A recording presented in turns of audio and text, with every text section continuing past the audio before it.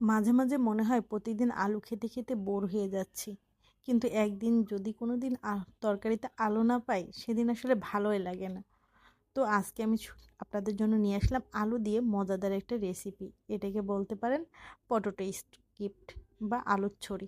তো এটা বানানোর জন্য আমি কিছু আলু সিদ্ধ করে নিয়েছি, নিয়ে এই যে আলুগুলোকে আমি ভর্তা করে নিচ্ছি, মানে পিষে নিচ্ছি। ইচ্ছা মতো পিষবেন, যত রাগ থাকবে সবাই আলুর সাথে মেটাবেন। তারপরে দিয়ে দিলাম একটু লবণ। এখানে আমি যা যা ব্যবহার করছি আপনারা সেগুলোই দিবেন, পারলে কিছু বাড়তি কিছু দিতে পারেন। আমি লবণ দিলাম, শুকনো মরিচের গুঁড়ো দিচ্ছি, হলুদ দিচ্ছি, আর একটু দেব কর্নফ্লাওয়ার, আর দেব হচ্ছে যে ইয়ে গোলমরিচের গুঁড়া।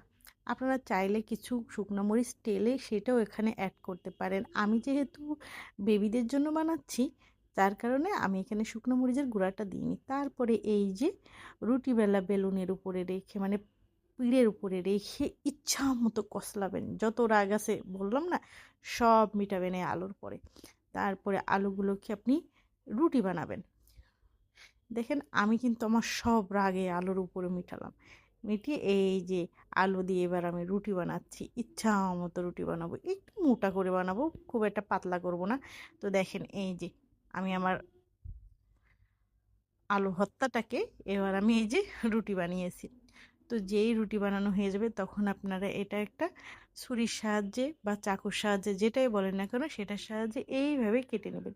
নিয়ে আপনারা চাইলে এই লম্বা লম্বি করে ভাজতে পারেন, আবার চাইলে ছোট ছোট ছোট ছোট টুকরা করেও ভাজতে পারেন।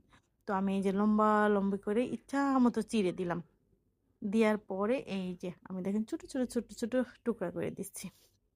আমি আবার একটু ছোট ছোট টুকরা করছি, কারণ আমি যে পাতিলে ভাজবো সেটা আবার খুব বড় না, আমি একটু ছোট পাতিলে ভাজবো, যার কারণে আমি ছোট ছোট টুকরা করে দিচ্ছি। দেখেন আমার এই যে ছোট ছোট করে টুকরা করেছি, দেখেন এই যে এইগুলো আবার আমি যখন কি করেছি ভাজার সময় একটু হাতের সাহায্যে লম্বা লম্বা করে নিয়েছি। দেখেন এই যে গরম তেল, আমি তেল আগেই গরম করতে দিয়েছিলাম, এই যে তেলটা আমার গরম হয়ে এসেছে। এবার আমি এই আলুর ছড়িটাকে বা স্টিকটাকে তেলের মধ্যে ছেড়ে দিলাম, দিয়ে যে ভাজতে থাকতে অল্প আঁচে দিয়ে দিতে হবে, খুব বেশি জোরে দেওয়া যাবে না, তাহলে কিন্তু উপর থেকে পোড়া যেতে পারে।